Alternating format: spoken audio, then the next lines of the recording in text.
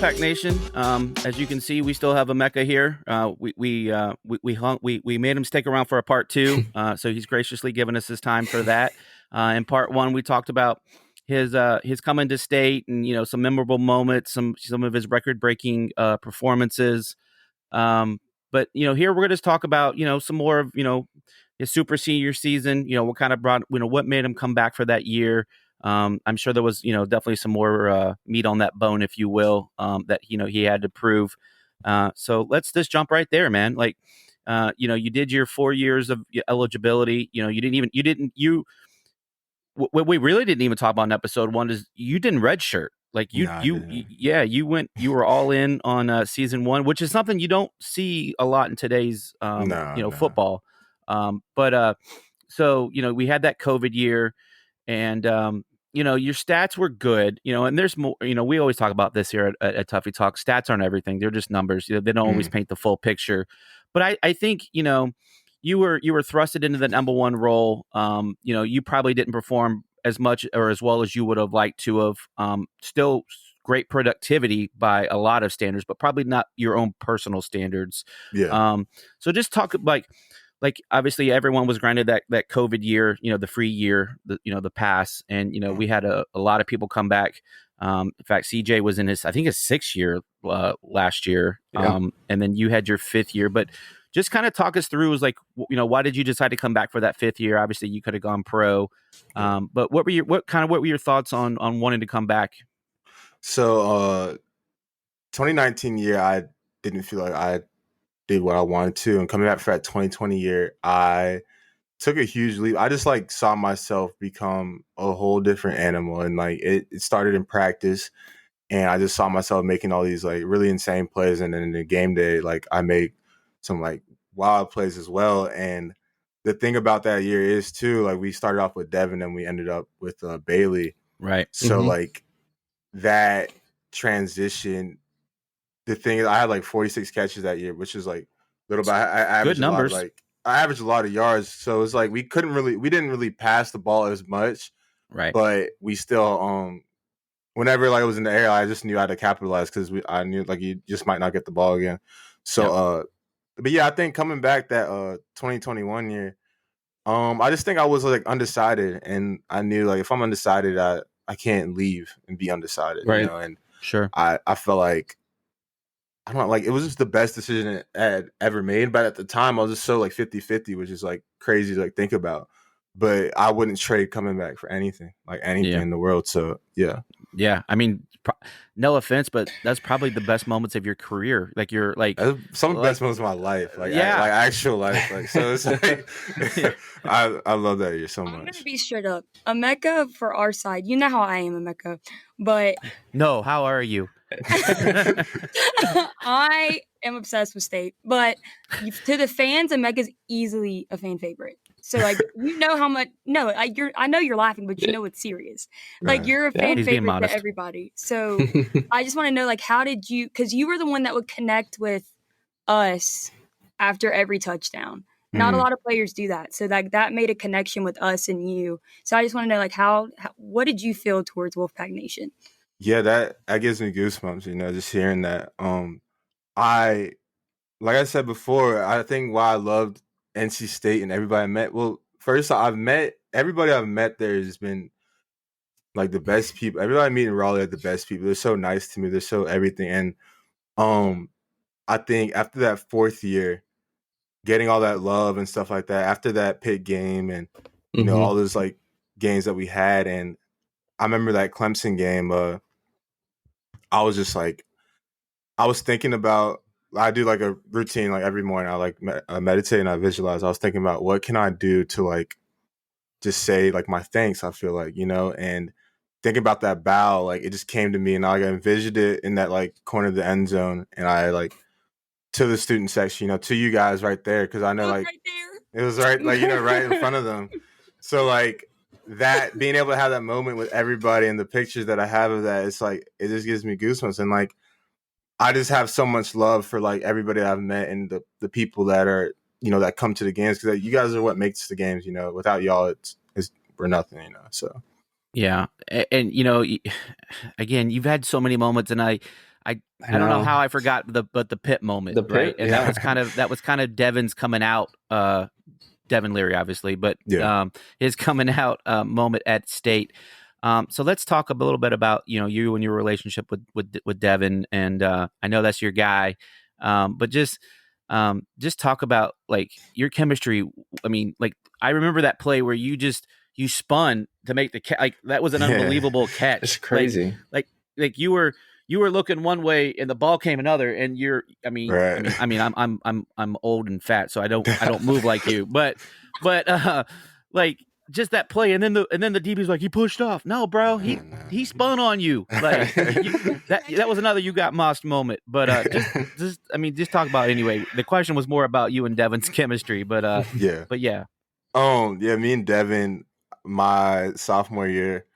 So I still am, but like I was really insane. I felt like that year just because I had that goal of starting. So like that was just like my goal. And that year after the games, so like it was just not smart at all. But after the games, every Sunday I would go into the indoor facility and I would because Devin wasn't playing at the time. I told him like, hey, let's just run some routes, like full speed. Let's just get like maybe like 20 to 25 routes in.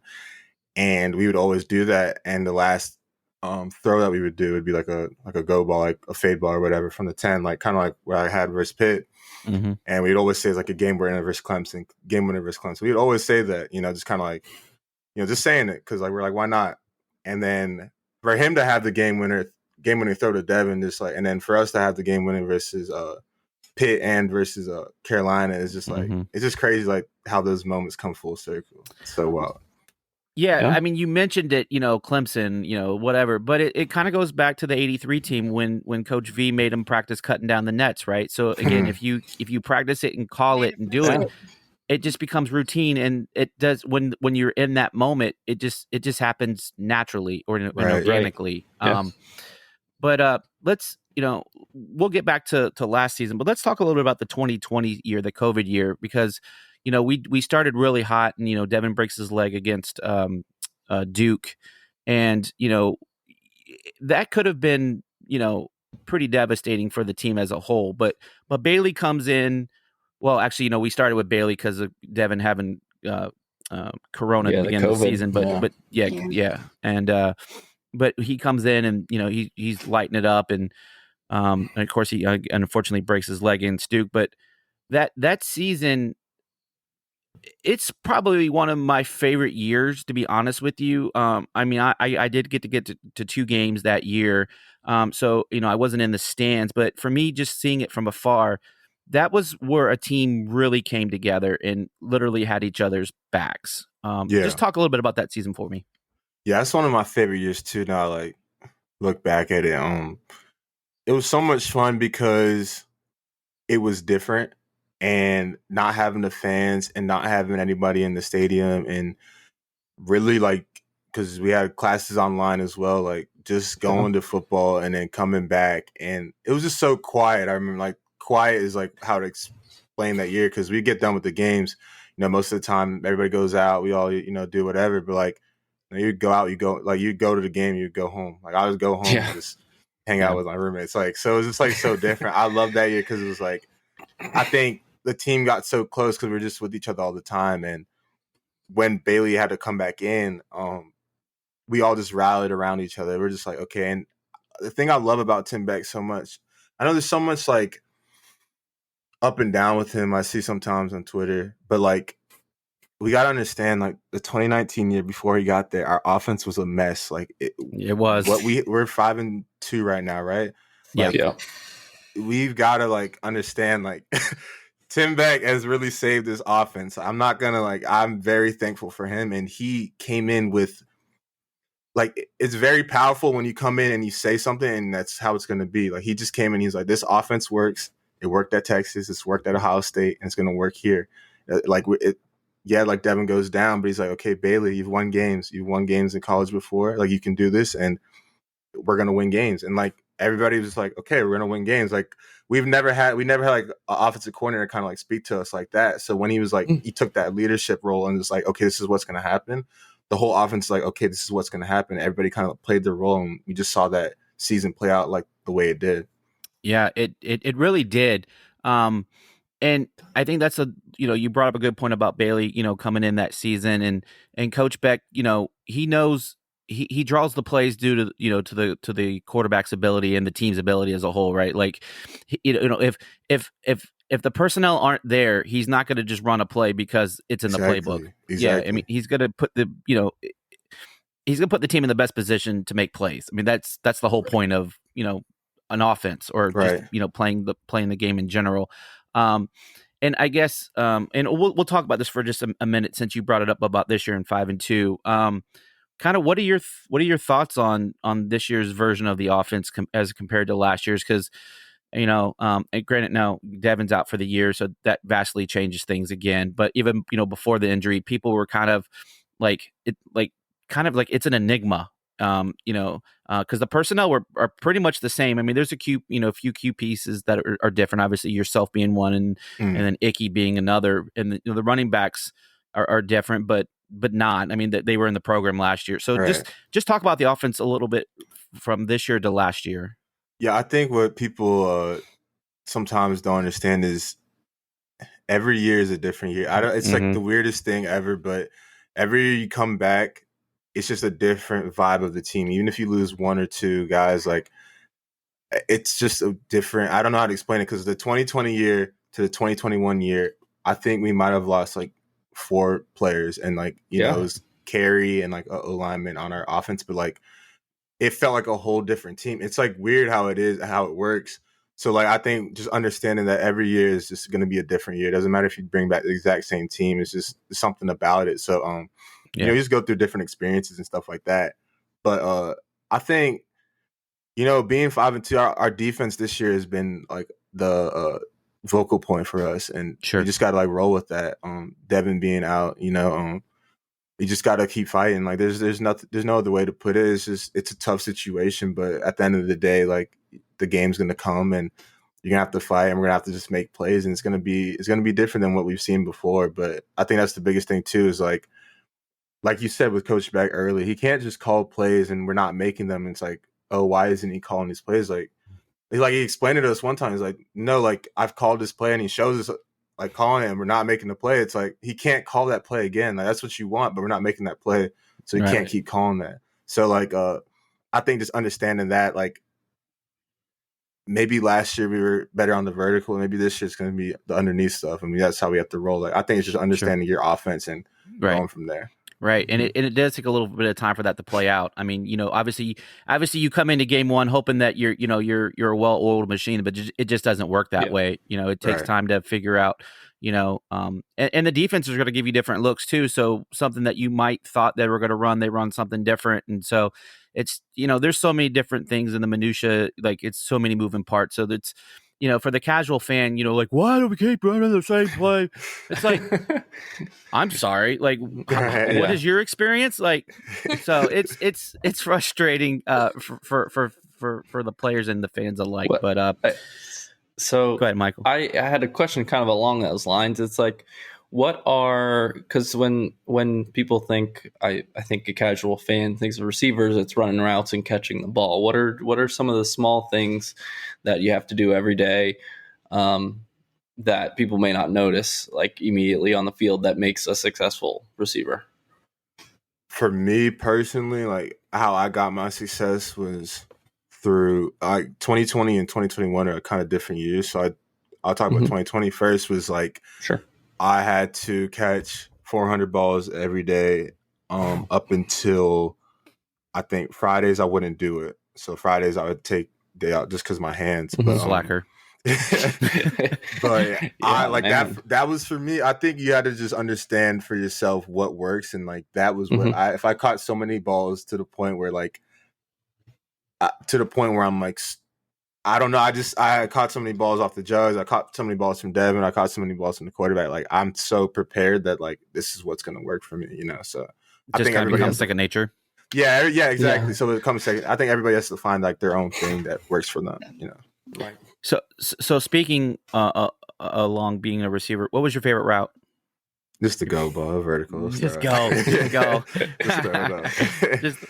So speaking of that, like Macon is our PFF guy. He loves his Pro Football Focus. I would have liked to, and I don't know if they do this stat. I'd like to know your number on 50-50 balls. Like, honestly, you have any idea? Because, I mean, it was more like 90-10. It wasn't 50-50. 95. I don't know. I remember seeing, though, for contested catches, I was number 2 in all of college football. So that was insane. That surprised me. Yeah, it's crazy, but yeah. That's insane. Yeah. Maybe they should just call that like the EMEKA stat. Like, yeah, I just know, like, if it was a 50-50, I'm like, go ahead and cancel Christmas, DB. You're done. You're done. That's what I said there in the Carolina game. When he jumped up for it, I was like, dub. We got it. Like, EMEKA's going to catch this ball. Easy. All right, so let's do it. Go ahead, Michael. Oh, before I was just gonna say that goes back to the chemistry that you have to have with the quarterback and the trust there. So yeah, absolutely. Before we continue, I want to take a quick second to tell you about our sponsor, Flatlands Jessup Insurance Group, that has your whole world covered, with agents in 5 offices throughout eastern North Carolina to help you decide how much coverage you need.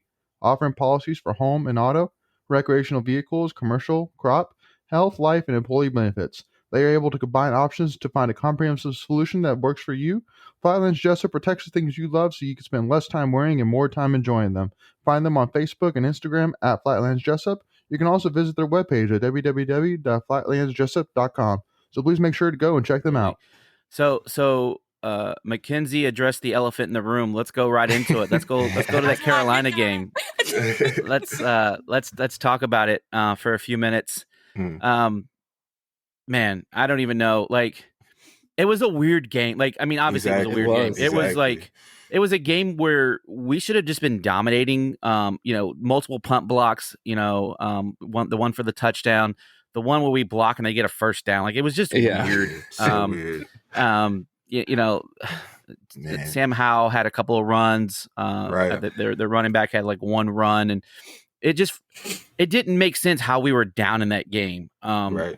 But again, to the team's credit, they didn't quit. They just kept fighting through it.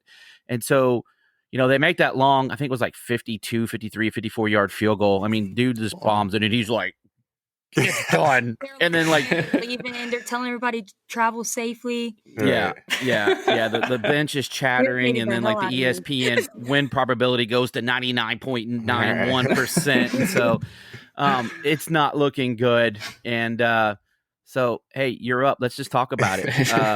Let's talk about the first score that we got there. Yeah, so, take us through it. Like you said, it was a weird game. That's the thing. Like, everybody's like, "Oh, what you remember about the Carolina game?" Like, of course I remember, like, the catches, but yeah. At the beginning, I just remember the offense. Like, we couldn't really pass the way we wanted to, and I remember we had like a lot of like third down, like third and longs. We were just getting into like weird situations, and like it was just hard to like, because we really wanted to. I ended up seeing what they were doing. They were pressing me in the boundary, and then they had a safety come over the top, so it looked like they were playing man, but they ended up playing zone like basically the whole game. And so the first touchdown, like I said, they were pressing me the whole game, and it would end up just passing me off once I got to like probably 10 yards, and the safety would end up taking me behind him. But when we did a vertical ball, he was pressing me, supposed to pass me off to the safety. There inside of me had the bender, so the safety took there for whatever reason, and then I see myself wide open. I'm putting my hand up, and Devin he's like, hey. Devin just drops it in. I was like, I thank goodness Devin saw me, because I don't know, like sometimes, you just get in a situation the quarterback doesn't see you, but Devin sees me. And like, even before that, we had just taken a sack. So I'm really thinking like the game's over, like, we're just going to call 4 verts and the defense is going to see it. But, I end up getting behind them. I just remember thinking, like, because before I took the field that time before I scored, I was thinking to myself, like, this is how I really like go out. You know what I mean? This is how, like, the last time I played in Carter Finley, I was just like, just feeling like a lot of different emotions. Like, dang, like I wish I could have done like more for us. Yeah. This is my last game, and now I score, and I like score. I'm like thinking, all right, thank God at least that I got to end up with a touchdown. I was like, thank God, at least I got off with a touchdown. Whatever happens, Yeah. And we get to the onside now. And we always practice like the numbers. If it's numbers here, we're gonna kick it right. Numbers here, we're gonna kick it left. Numbers here, we're gonna kick it middle or whatever. And I see that we're gonna kick it middle, and I'm like, there's no way we get it. Like, there's no way we get a middle kick. You know what I mean? Can I pause you there for a second when you talk about that, because that's actually something that the fan doesn't pick up on. Is that something that like everyone just knows? Like, hey, if they're lined up this way, we're going to do it. Does Chris? And again, I don't want to give away trade secrets, so if you don't want to give the answer, that's fine. Right. But does he like make a nod, or like do you just know based on the alignment coming out? Basically, like everyone knows the play. It's basically like a play call. So it's like a play call that we would get from like Coach Beck or whatever. It's like a play call. I don't think that's giving away anything, right? It's not okay. It's not giving away anything, right? I don't think so. But yeah, like the offense, defense calls plays, like special teams calls plays, and gotcha. I say like we're kicking middle. Everybody saw we kicking middle, and I'm like, there's no way to get. We always practice. There's no way. We always practice it, but especially middle, like there's no way that play's never gonna work. I see we get it. I just remember like spinning around, like there's no way we get the ball. I was like, all right, like let's see what happens. Maybe we're gonna kick a field goal, run it. Like we're already at the 40-yard line or whatever. And we ended up going down. They called a PI on Devin Carter. We tried to throw it to him, and we get a certain look, and Devin checks me for a vertical. I wasn't supposed to run a vertical that play. And I remember thinking, like I said earlier, like they're pressing me and the safety's over top. Like I'm not going to be open technically. And Devin gives me the vertical. I'm like, all right, maybe I'm just going to like clear it open for Thayer. And I come around and I see the ball in the air. So I kind of burst to it a little bit. And honestly, like everything I'm saying, I like remember just seeing it off of my phone. Everything's just so. I think I blacked out. Honestly, I don't really remember like all of that. But I remember just watching on my phone or whatever, and I'm making that catch, and it was just unbelievable because the whole time I'm feeling like we've lost this game, and like the whole time I'm feeling like we lost this game, and for us to come back and to do that, and now we're up out of nowhere, like was just the craziest feeling. And well, yeah, it was just insane. Do me a favor. The next time you watch that play, look in the background and look for the people in 2 huge wolf onesies. That's me and Hannah. When I tell you we lost our mind, we almost jumped the wall right there at that exact moment. I swear to God we did. So, that was the best night. So you went up, and I think I just renamed it. It's not a 50-50. It's an 86-14. I think it's no longer a 50-50. I'll take that. You caught the 86-14. And and I mean, you mossed him. You did everything. And just talk to me, because you did your bow and then you threw up the heart. Like that was your moment, right? Like that was your swan song. And the defense still had to go out and make a play. Drake Pitts with the interception on the quasi Hail Mary. I mean, it was it wasn't a Hail Mary. It was just more of a desperation throw into the end zone. And then the fans lost it again. Like, including you, Greg. Well, yeah, my wife wants to have a word with you, EMEKA. I don't know if you probably heard, and everyone that's fans of our station's probably our channel. Like, I'm the guy that broke his leg at that game. Yeah. And I thought so. Yeah, I thought so. Yeah, that was me. But it's crazy. But just and we're gonna jump into this as our last topic before we get talking about what you're up to next. But like that was your last catch in an NC State uniform. You didn't know it at the time, and you had the bowl game going out to the Holiday Bowl. Mackenzie made the trip out there. I think, did Hannah go with you too? Yes. Yeah. Just take about a minute or two, just talk about that whole, because again, just weird, right? Like you thought you guys were done with that after the 2020 season, and then it allegedly reared its head. Like we don't even know the true story on that. Coach Doran kind of talked about it in his All Access this year. But just kind of talk about that whole, because you guys are having a great week out in San Diego, enjoying the festivities. Heck, they were doing the same thing. Right. So just talk about that. And I know that's it stings a little bit, but just kind of touch on that for us. Yeah, just getting ready to play in your last game. You think for state, and I was in San Diego. My brother stays out there too, so he's able to see one of my games for the first time in a long time. And it was just really just weird. Like we're practicing, we're getting ready, and I'm getting ready to do my pregame routine, and go shower, do all these different things and get ready. And I remember just getting like a text from one of my team saying the game's canceled. So I thought like you're just messing around. Like it was like one of the freshmen that's like messing around all the time. Yeah. I was like, all right, yeah, whatever. I'm like, doing whatever, my thing. bro. And, like everybody's like actually like texting like the game's canceled. So it was just like really, really weird. Like, I don't know. Obviously, we ended up like enjoying the night, whatever, and like hanging out. But for me, I had to go out and train, and I was training in LA, so I was just leaving straight from there. So it was just like it was such a quick transition from supposed to play a game, you're not playing the game. Okay, you have to go become pro, basically. So it was just it was very, very weird. Yeah, I can't imagine the emotions that, because I'm sure you ran the full gamut that day, right? Like, because you wanted to leave it on the field, and you guys wanted that 10th win, Exactly. And, you again, that was we got that 10th win. Yeah, Let's put that out there. Yeah, they forfeited. We got the win. I don't disagree with you at all, Mackenzie. I don't want to fight you from a distance, but it just again, I think it just again left meat on that bone, right? That you felt like you just wanted to go out on your terms, and they didn't let you. Right. Yeah.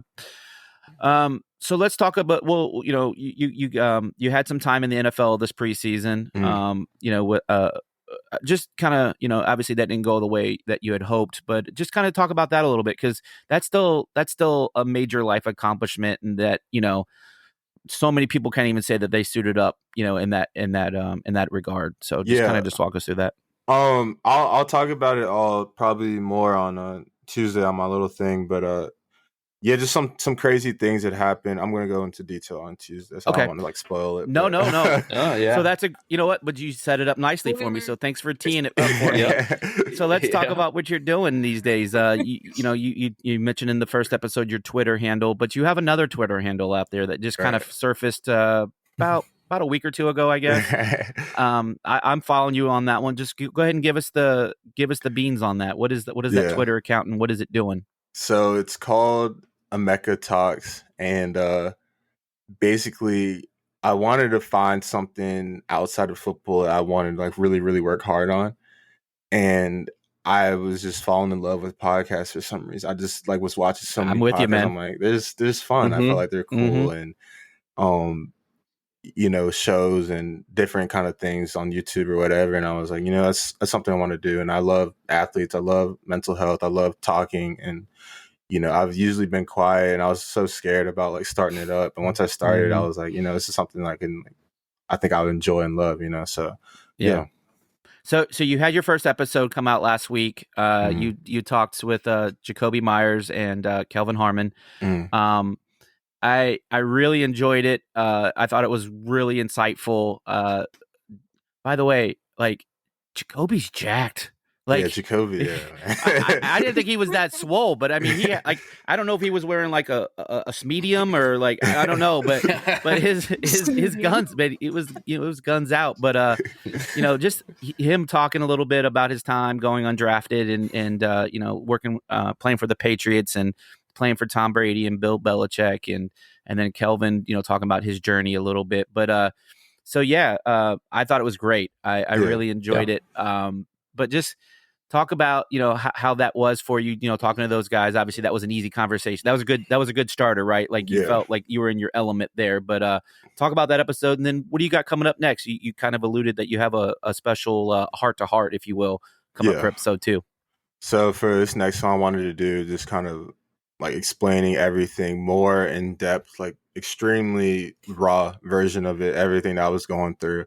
And it's just going to be some things I've never really like spoke up about. And I think it's just, my thing is a lot about mental health, and it's a lot about people and athletes just being vulnerable, like just speaking up and just talking like about whatever. Cause there's so many times I feel like we're going through things and we just don't want to talk about it. But I feel like just maybe if I'm able to do this, or some people that hear it are going to be like, okay, like I'm going through this, or I'm able to speak up about it. So that's like my kind of thing about it. And my next episode is just going to be me just talking about everything I went through at college and how I handled it, how I was able to get over it, the different things that people have kind of never heard. And from there, I'm just, I have some people I wanted to get on and talk to about, but this is something I'm going to do probably weekly, maybe every 2 weeks, depending on just how like busy I am. But yeah. Sure. Where can people find it? Like I saw, like the first one was on Twitch. Is that your primary platform, or are you going to be otherwhere? And I know for anyone that goes to EMEKA Talks on your Twitter, there's a link in your bio or in your profile information. So folks, make sure you click that link. But just talk about your platform and all of that stuff. Yeah, right now it's on Twitch. I've talked to maybe a couple of people about doing some things, and I'll kind of see how that goes. But yeah, I don't know. I just felt like Twitch is kind of like up and coming, so that's why I wanted to kind of get on there. And it's a space where people haven't really, I don't think anybody's really kind of done what I've been doing on there. So that's why I wanted to get on there to have the live chat as well, because now that they're having a live chat, they're able to give me a question. I'm able to incorporate their question. So their fans are going to be kind of directly attached with their athlete that they're watching, if that makes sense, which is the part that I wanted to enjoy a lot too. Yep. Yeah, that's a really great way to interact with your fans and people that enjoy your content. So when people are out there, make sure to go and find when EMEKA is going to go live with his. Are you doing it live then? I assume. Yeah, I do it live, and then I clip up and I put it on the Twitter and the Instagram and all that stuff. So gotcha. Yeah, that's where I watch it. I didn't realize that there was a live element, so that's actually really good information. But yeah, I'm looking forward to following that journey of yours. I know you. I think you said you're still working out, maybe trying to get another crack at it. But I've enjoyed this interview. It was an awesome get for us. I'm glad we were able to connect with you and promote your new endeavor. Folks, make sure you go check him out. He's on his Twitter. Are you linked from your regular Twitter to EMEKA Talks as well? Yeah, I think so. Yeah. Okay, so for anyone that doesn't doesn't know it, you go to EMEKA's main Twitter. We'll have all that in the description. Yep. But man, is there anything else you want to put out before we wrap up? Yeah, just thank you guys, honestly. And something I always love to say is just, if anybody has a question, anybody who ever wants to talk to me, just hit me up.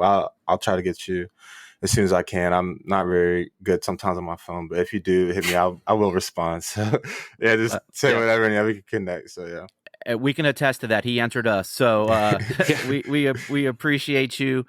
Man, we wish you the best. If there's anything we can do to help promote, obviously when this goes live, we'll tag you. But man, we thank you so much for the last hour or so of your time. It's been great catching up with you, reminiscing, just kind of going down memory lane, even though it was only been a couple of years. But Wolfpack Nation, that's going to wrap this up. Please make sure you go, subscribe to the channel again if you haven't. Hit that like bell. Like bell. That's not even a thing. Hit the like button. So hit the bell so you are subscribed to all these great vlogs and videos that we're putting out for you. Also, we do have a members only channel. That'll be in the description. It's $1.99. We've got some extra content that we like to put out there for you guys. Again, we just want to give you guys as much NC State. We love doing this. We love connecting with the EMEKAs of the world. But again, Wolfpack Nation, we'll see you soon. Hey, let's give them a Wolfie there one time, EMEKA.